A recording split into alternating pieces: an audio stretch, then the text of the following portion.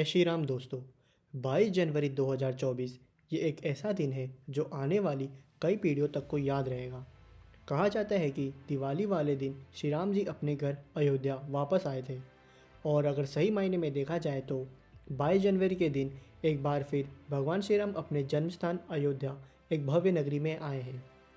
आज जो राम मंदिर का प्राण प्रतिष्ठा हमें देखने मिल रहा है, ये इतना आसान तो बिल्कुल नहीं था।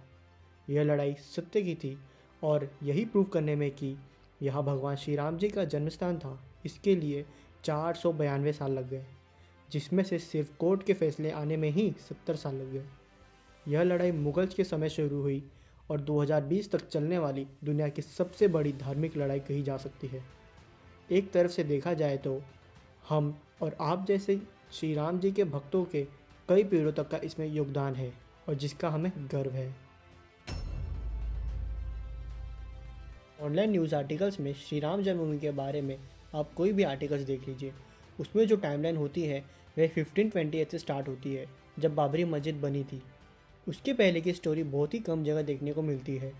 राम जी के पुत्र कुश ने अयोध्या में श्री राम जी के बहुत से मंदिर बनवाए थे। मंदिरों में से एक श्री राम जन्मभूमि मंदिर भी है और फिर काफ़ी सालों बाद उनमें से बहुत से मंदिर काफ़ी पुराने होने की वजह से 5th BC में उज्जैन के राजा विक्रम आदित्य ने कुछ मंदिरों को दोबारा निर्माण करवाया। आने वाले कई सालों तक ये मंदिर वहाँ बने रहे। फिर हिंदुस्तान में मुगल्स आते हैं। उनमें से एक मुगल था बाबर, जो कि 1526 में हिंदुस्तान आया और 1528 को अयोध्या पहुँचा।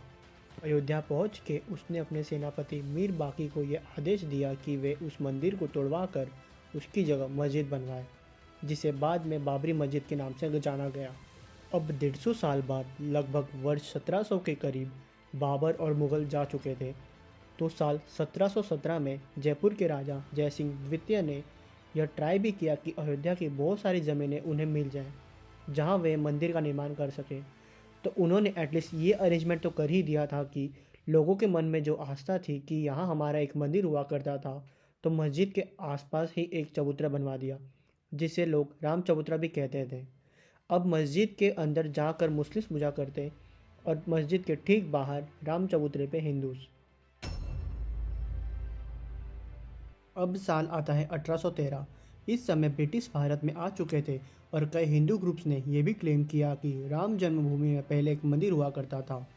ब्रिटिश ने दोनों कम्युनिटी के बीच कोई लड़ाई ज़्यादा न बढ़े, इसलिए साल 1838 में ब्रिटिश सरकार ने उस मस्जिद का सर्वे करने का डिसीजन लिया और रॉबर्ट मॉन्टगोमेरी मार्टिन, जो ब्रिटिश सरकार के एक सर्वेयर थे, जिन्होंने सर्वे करके ये बताया कि मस्जिद के जो पिलर्स हैं वो मंदिर से लिए गए हैं।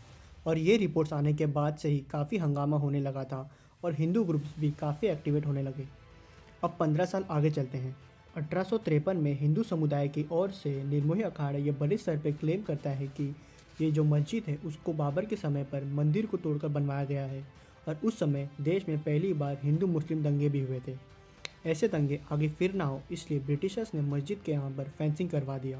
अब साल आता है 1885 और इस साल पहली बार यह इशू अदालत जाता है और उस वक्त के निर्मोही अखाड़े के महंत रघुबर दास जी ने फैज़ाबाद कोर्ट से अपील की कि राम चबूतरे में हमें एक छोटा सा मंदिर बनाने दिया जाए, बट कोर्ट इसे रिजेक्ट कर देती है।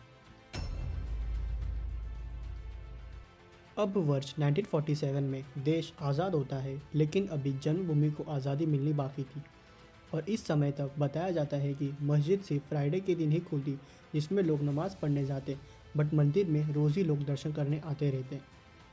अब 23 दिसंबर 1949 के सुबह मंदिर में पूजा होने लगी और बड़े पैमाने में लोग वहां दर्शन करने आ रहे थे।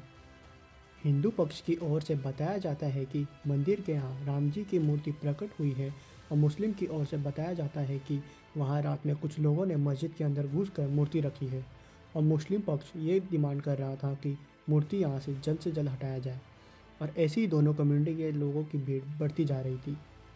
उस समय जवाहरलाल नेहरू देश के प्रधानमंत्री थे और उनको ये गलत लगा कि ऐसे आइडल प्लेस होना सही नहीं था, तो उन्होंने वहाँ के डिस्ट्रिक्ट मजिस्ट्रेट जो कि के नायर थे, उनको दिल्ली से आदेश आता है कि रामलला की मूर्ति को फिर से चबूतरे पे रखिए और पहले जैसी स्थिति को मेंटेन कीजिए। के नायर ये ऑर्डर एक्सेप्ट नहीं करते हैं और एक लेटर लिखते हैं तो पीएमओ को कि यहाँ बहुत ही भीड़ है और ऐसा कोई करने देगा नहीं। फिर 4 दिन बाद 27 दिसंबर को दूसरा लेटर आता है कि आप किसी भी तरह से मूर्ति को बाहर निकालिए। इसके रिप्लाई में के नायर अपना इस्तीफ़ा सरकार को दे देते हैं और सजेस्ट करते हैं कि ये मामला अब बहुत सेंसिटिव हो गया है, इसलिए अब अदालत को इसे सौंप देना सही होगा और मस्जिद को कम्प्लीटली गेटेड कर देते हैं सो डैट कोई मस्जिद में जाएगा नहीं और फिर भी सब पूजा कर सकेंगे। पीएम नेहरू को उनकी बात सही लगी और उन्होंने के नायर सर का रेजिग्नेशन तो एक्सेप्ट नहीं किया बट सजेशन एक्सेप्ट कर लिया। अब क्योंकि हिंदू पक्ष के हिसाब से कि ये मूर्ति यहाँ प्रकट हुई थी, तो नेक्स्ट मंथ जनवरी 1950 को एक अपील जाती है कि मूर्ति जब खुद ही प्रकट हुई है तो ये ज़मीन हिंदुओं को मिल जाए। फिर कोर्ट इस अपील को रिजेक्ट करते हुए हिंदू और मुस्लिम दोनों के एंट्री को बैन कर देती है।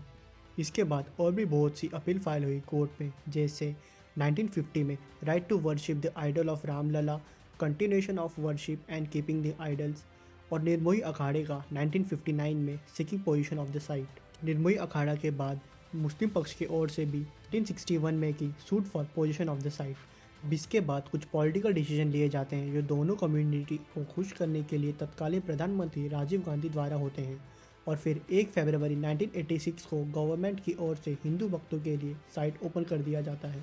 देश के अलग अलग संगठन और कुछ पॉलिटिकल पार्टीज भी राम मंदिर के निर्माण के लिए आगे आ रही थी, जिसमें से एक थे आडवाणी जी। तो 25 सितंबर 1990 को बीजेपी लीडर LK आडवाणी रथ यात्रा निकालते हैं सोमनाथ से अयोध्या के लिए। ये यात्रा पूरे 10,000 किलोमीटर कवर करने वाली थी, जिसकी शुरुआत 25 सितंबर को होनी थी और 30 अक्टूबर को अयोध्या पहुंचनी थी। अब दिन आता है 23 अक्टूबर 1990। रथ यात्रा के 1 महीने बाद ये बिहार के समस्तीपुर पहुंचती है और उस समय बिहार के चीफ मिनिस्टर थे लालू प्रसाद यादव जी, और उनका समस्तीपुर को DIG को कॉल जाता है कि वे इस रथ यात्रा को रोकें और आडवाणी जी को अरेस्ट करें। 30 अक्टूबर को रथ यात्रा खत्म होनी थी और उस दिन भारी मात्रा में कर सेवक अयोध्या आ जाते हैं और वे मस्जिद पर चढ़कर झंडा लगा देते हैं। उस समय राज्य में मुलायम सिंह जी की सरकार थी और वे कर सेवकों पर गोली चलाने का आदेश दे देते हैं।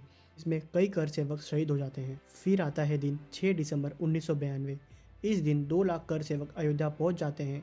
उस एक दिन में ही बाबरी मस्जिद के तीनों डोम गिरा दिए गए। जब ऐसा हुआ तभी यूपी में CM थे कल्याण सिंह जी, और मस्जिद के गिरने के 1.5 घंटे बाद वहां राष्ट्रपति शासन लगा दिया गया और कल्याण सिंह जी ने इस्तीफा दे दिया। मस्जिद के गिरने के बाद देश में कई जगह दंगे, आतंकवादियों द्वारा बॉम्ब ब्लास्ट हुए जिसमें बहुत से लोगों की जान गई। आगे आने वाले 7 साल तक ये मामला थोड़ा शांत रहता है। अब अप्रैल 2003 में इलाहाबाद हाई कोर्ट 3 जज के बेंच में मुकदमे की सुनवाई शुरू करती है कि एक्चुअल में इसका मालिकाना हक किसका है, और आर्कियोलॉजिकल सर्वे ऑफ इंडिया को इसके सर्वे के लिए ऑर्डर देती है।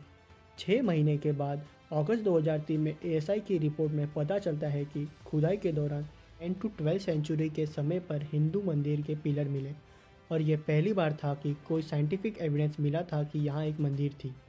अब साल आता है 2010, तारीख थी 30 सितंबर, और पहली बार इस केस में एक फैसला सामने आता है इलाहाबाद कोर्ट से, और इस फैसले में कोर्ट इस ज़मीन के 3 हिस्से करती है, और सेंट्रल हिस्सा था वो देती है राम जन्मभूमि न्यास को, राम चबूतरा और सीधा रसोई थी वो जाती है निर्मोही अखाड़ा को, और बाकी जितना एरिया था वो सुन्नी वक्फ बोर्ड को दे दिया जाता है। यह पहली बार था कि जब कोर्ट ने यह माना कि यहाँ राम जन्मभूमि थी। अब तीनों को ज़मीन तो मिल जाती है, लेकिन तीनों इससे खुश नहीं थे और कोई एग्री नहीं कर रहे थे। अब ये क्या करते हैं कि अगले साल 2011 में इस मामले को सुप्रीम कोर्ट ले जाते हैं, और अब यहाँ से सुप्रीम कोर्ट की सुनवाई शुरू हुई और सुप्रीम कोर्ट ने इलाहाबाद कोर्ट के इस फैसले पर रोक लगा दी। अब केस सुप्रीम कोर्ट में पहुँच तो गया था, लेकिन 7 साल तक इसकी कोई सुनवाई नहीं हुई थी। 2017 अगस्त आता है और सुनवाई शुरू होती है और एक मीडिएशन पैनल बनता है, और इसके बाद इस केस की सुनवाई में तेज़ी आती है।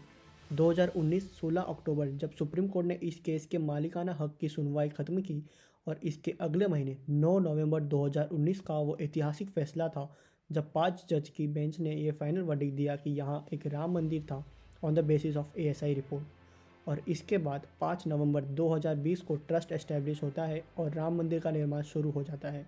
तो दोस्तों, ये थी श्री राम जन्मभूमि की संपूर्ण इतिहास। ये लड़ाई हमें सिखाती है कि अपना हक पाने के लिए कई वर्षों तक लड़ना पड़ता है और अंत में सत्य की ही जीत होती है। इस लड़ाई में कई भक्त शहीद हो गए और आज उनके ही दृढ़ निश्चय की वजह से यह मंदिर संभव हो पाया है। मेरी आपसे प्रार्थना है कि 22 जनवरी को आप सब दीपावली ज़रूर मनाएं और एक दिया उन शहीद भक्तों के लिए भी जलाएं।